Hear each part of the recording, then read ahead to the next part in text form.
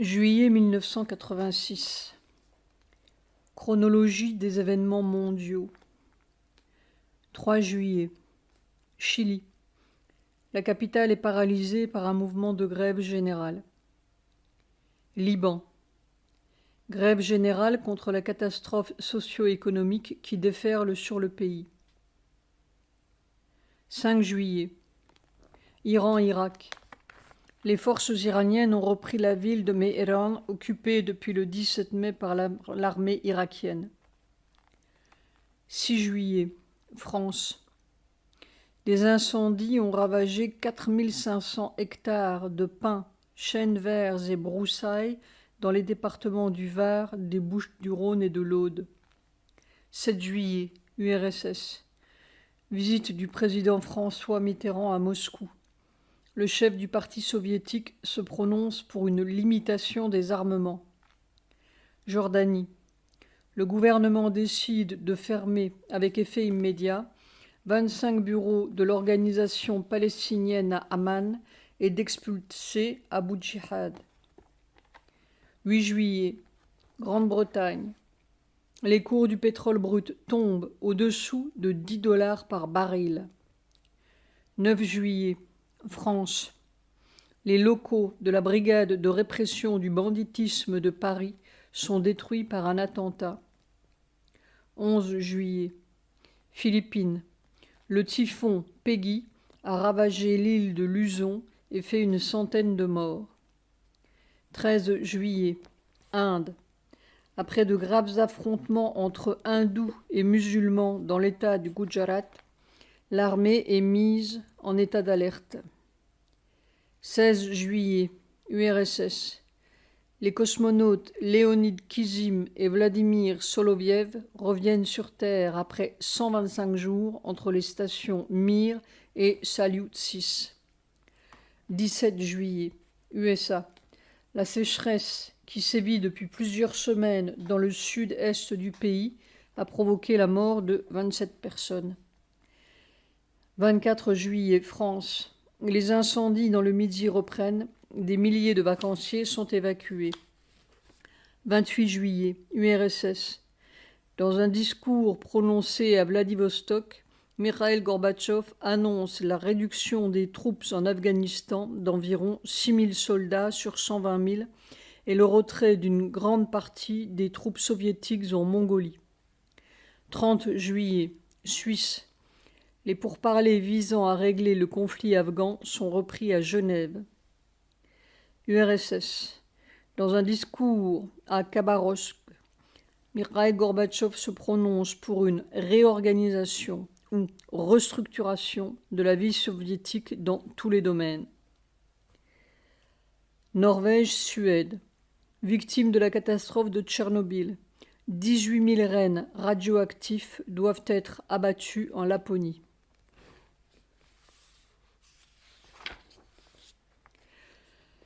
« 2 juillet 1986.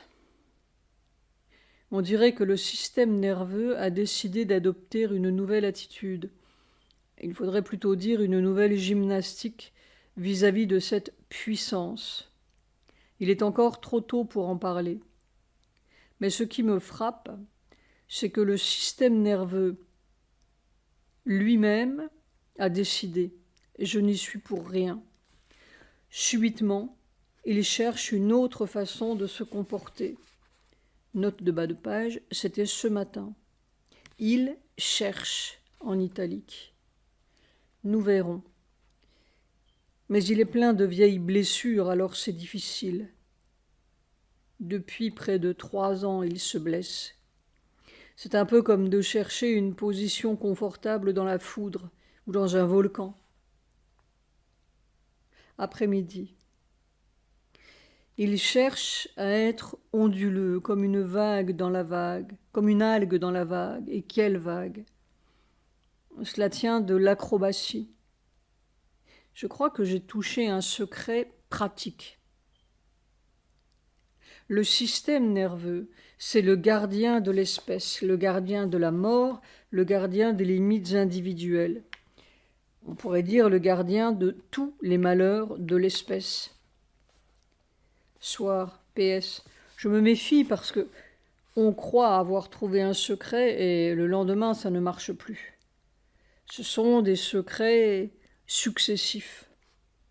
Le seul secret, S majuscule, c'est le suprême, S majuscule, constant. Cette compassion, C majuscule. Je me souviens d'avoir lu une histoire très belle qui m'a beaucoup touchée. Après sa mort, un pauvre homme s'est retrouvé au ciel, entre guillemets, et il voyait l'image de sa vie se dérouler comme sur une plage au bord de la mer. Il voyait et voyait tout au long de la plage les traces de 2 pas côte à côte, et le suprême lui disait « Tu vois, j'étais tout le temps près de toi. » « Mais regarde, dit le pauvre homme, ici j'étais très seul et j'étais très malheureux, il n'y a qu'une trace de pas. »« Oui, dit le suprême, c'est parce que je te portais. » 4 juillet 1986.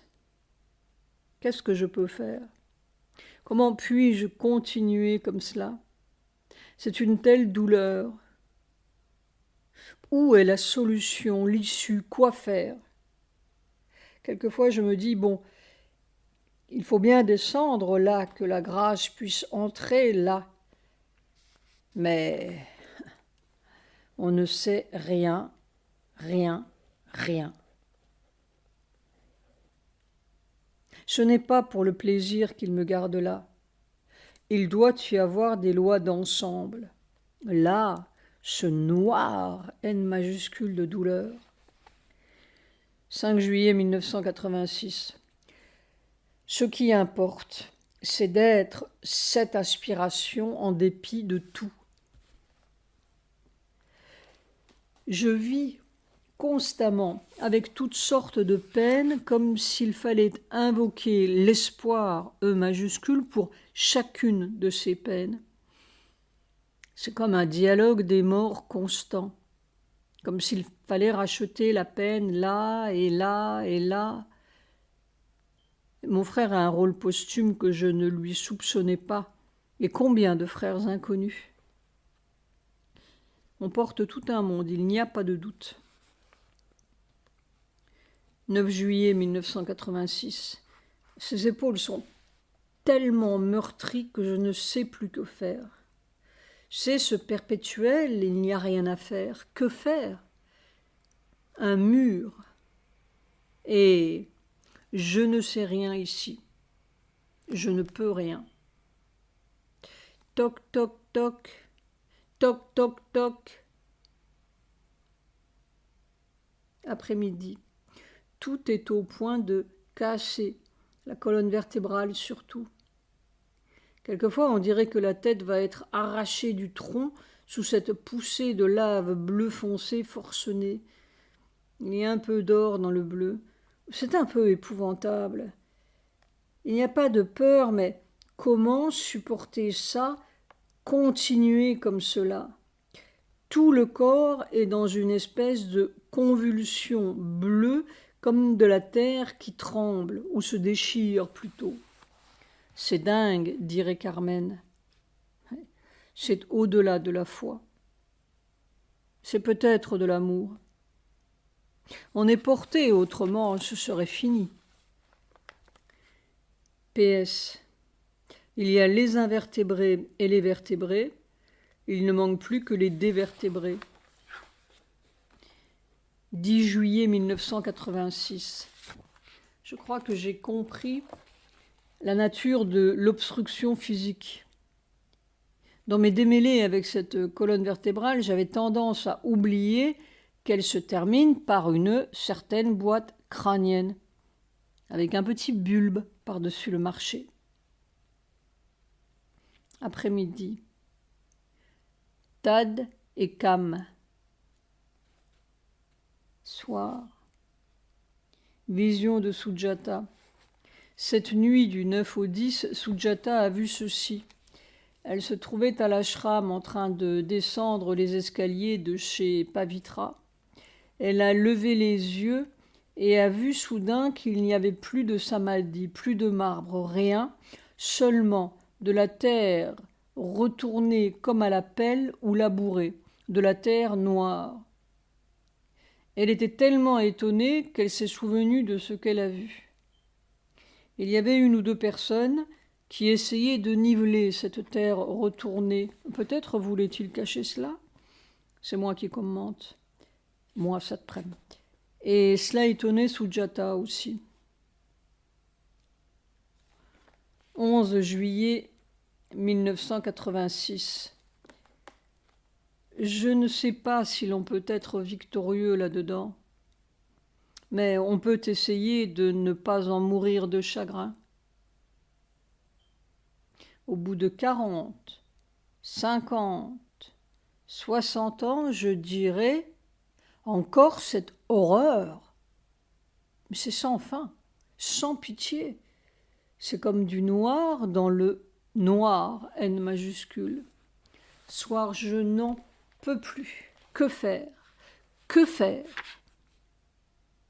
Et alors toutes les pensées et toutes les voix sont tellement méchantes et déchirantes, c'est comme une meute de loups et des ricanements de hyènes. Ce monde mental est une pourriture. Et le corps a le chagrin de son incapacité. Les animaux, dans leur peine, ne sont pas assaillis par une meute pareille. Dans les hauteurs, le mental peut idéaliser. Les hyènes le laissent en paix. Il peut même se libérer, et les loups ne diront rien. À la ligne en lettres capitales. Il y a toi.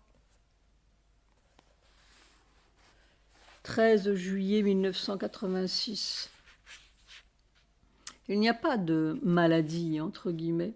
Il y a un état de mensonge. Par conséquent, il doit y avoir une vérité ou un état de vérité qui guérit ce mensonge. La maladie, c'est une obscurité, une résistance à la lumière. Il doit donc y avoir une possibilité d'introduire la lumière et de faire fondre la résistance dans la lumière. Il ne me semble pas possible que le corps découvre cette obscurité physique, ce mensonge physique, sans pouvoir appeler la puissance de vérité qui le délivrera de son obscurité. Tant que l'on accepte l'état de mensonge, on accepte les conséquences du mensonge. La maladie, la douleur et la mort.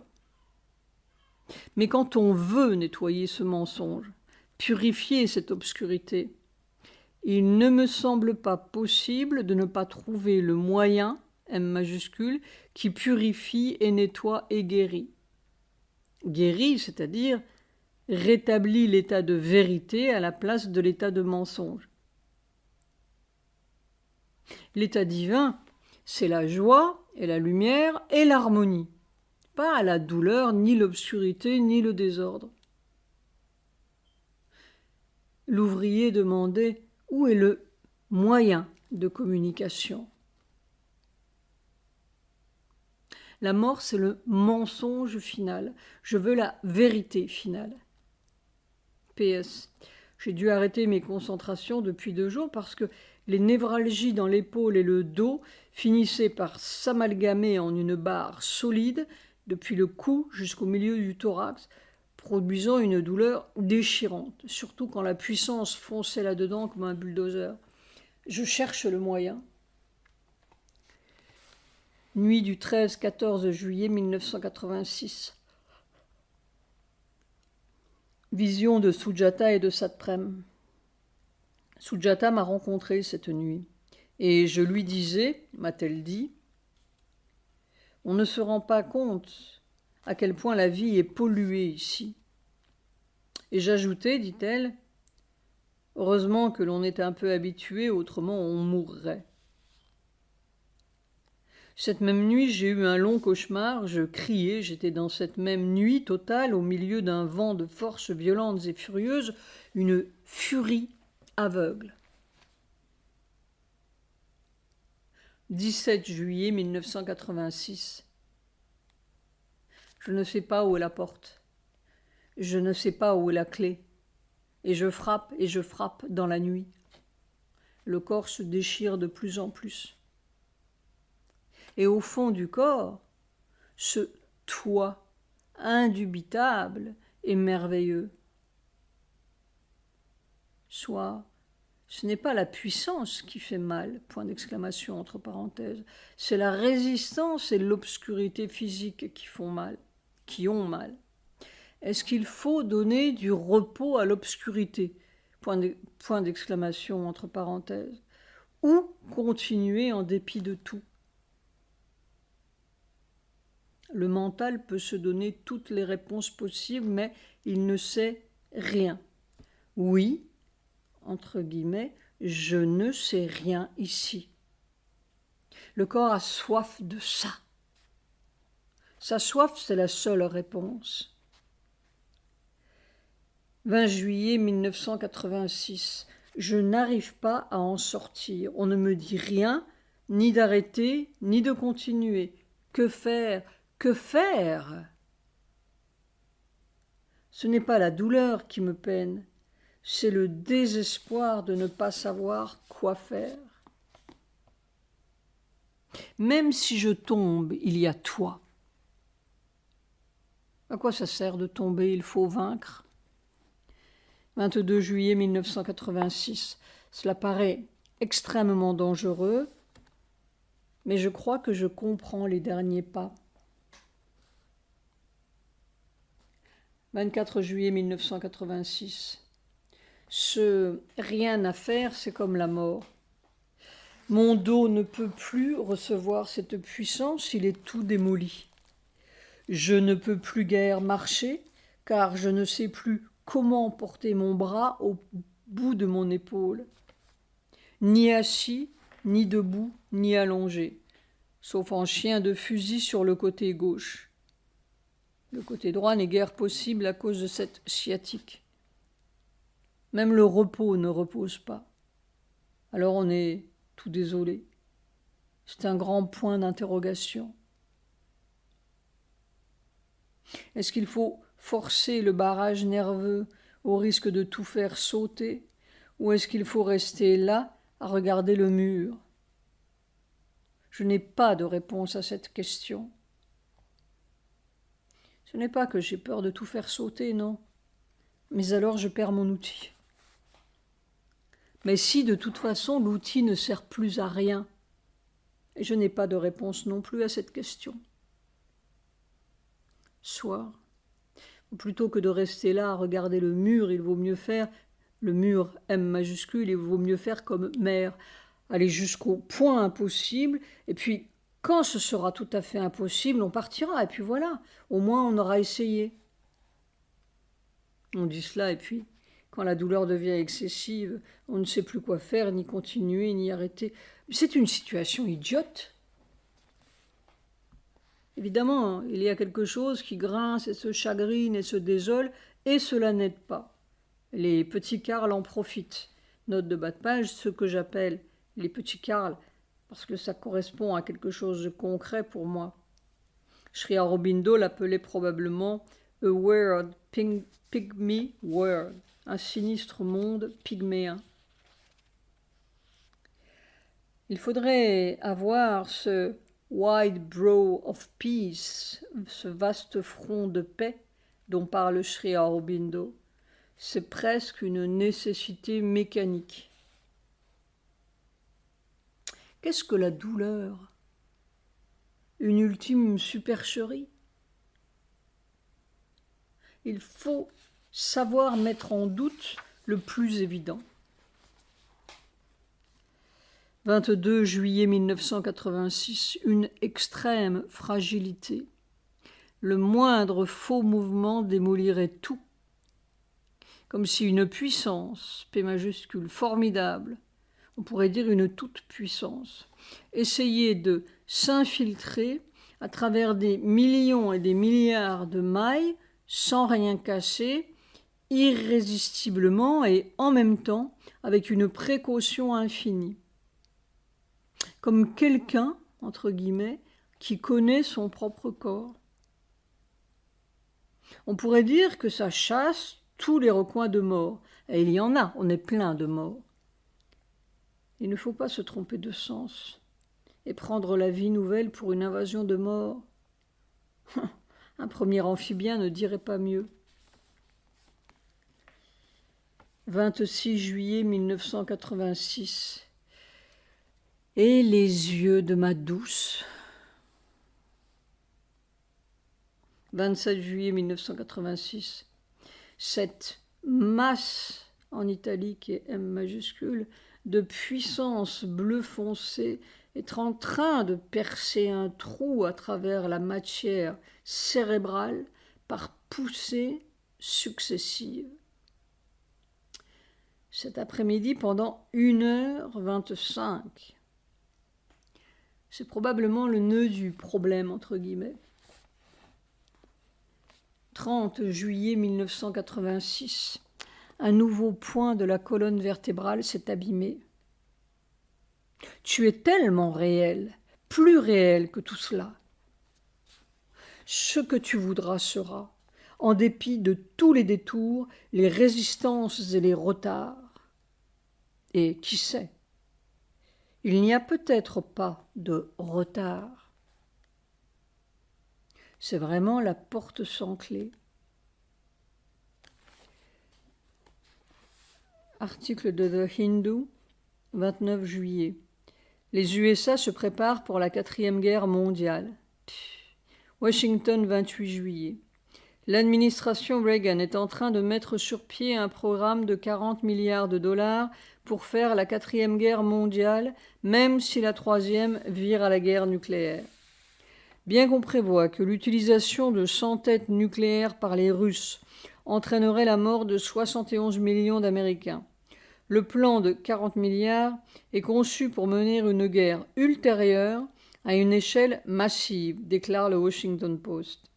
Ce plan prévoit les mesures nécessaires pour que les survivants, après la destruction de la plupart des bâtiments gouvernementaux, installations de la défense, quartiers généraux, etc., lors d'un échange nucléaire ou d'une première attaque par les Russes, puissent encore organiser une guerre nucléaire prolongée contre les Russes.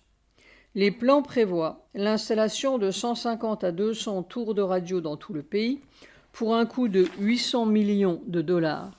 56 tours seront en place d'ici la fin de l'année et de 130 à 150 seront construites par la suite, affirme le Post. L'armée a déjà dépensé près de 20 milliards de dollars pour un réseau de commandement, contrôle, communications et renseignements afin de préparer les USA à la 4e guerre mondiale. Le bombardier furtif qui échappera au radar russe et Stram 2, missiles nucléaires de courte portée, trouveront leur place dans une stratégie flexible de combat. La communication militaire par satellite, qui pourrait coûter de 10 à 20 milliards de dollars, soutiendra une campagne d'échanges multiples pendant laquelle les deux parties pourraient tirer des salves d'armes nucléaires. Une escouade de camions à 18 roues, semblables à des camions ordinaires mais pourvus d'un équipement électronique et déployés sous le couvert, pourra servir de QG aux généraux après que le Pentagone et les autres installations auront été détruites. Au début, on partait de l'hypothèse qu'une guerre nucléaire ne durerait qu'un instant, quelques minutes, et qu'après cela, l'un des deux côtés crierait « pouce ». La nouvelle stratégie suppose que les deux côtés n'hésiteront pas à sacrifier la masse de leur population et à voir la destruction de leurs villes et de leurs installations, tandis que la guerre nucléaire continuera à faire rage. 31 juillet 1986. Le corps cherche une nouvelle manière de faire, ou plutôt de ne pas faire, une nullité spongieuse. Il cherche à ne pas aider entre guillemets la puissance, ni à surmonter entre guillemets les obstacles. Il essaie de la laisser s'imposer, envahir d'elle-même, sans courir entre guillemets avec elle. Une passivité complète. Après-midi, vision de Sujata. Sujata voit ceci. Une sorte d'hôpital. Une chambre avec un très grand lit. Des médecins, entre guillemets, sont affairés autour d'un enfant qui vient de naître et qui a des difficultés respiratoires. On le sauve en mettant sur sa poitrine des sortes de pièces, entre guillemets, rondes, de couleur rose, une demi-douzaine. L'enfant est très grand, pas comme un nouveau-né, et il est de couleur blanche.